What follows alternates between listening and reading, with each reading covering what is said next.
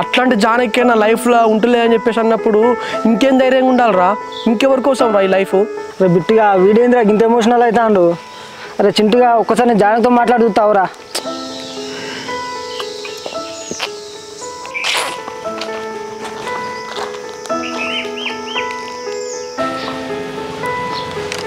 Hello Suri.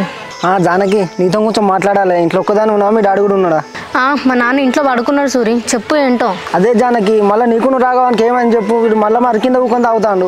అబ్బా నేనేం చేయాలి చెప్పు సూరి. ఇప్పుడు మా నాన్న ఎల్లుండి పెళ్లి చూపులు అన్నాడని చెప్పేసి తనకి చెప్పిన, అంత మాత్రానికి ఇప్పుడు తాగుతున్నాడా? అదే జానకి వాడు మొదట్లోనే మళ్ళీ తాగడం స్టార్ట్ చేసిండు. ఇప్పుడు ఏం చేద్దాం చెప్పు.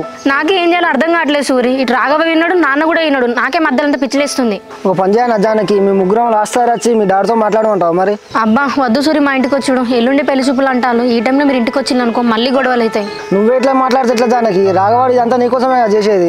ఏమో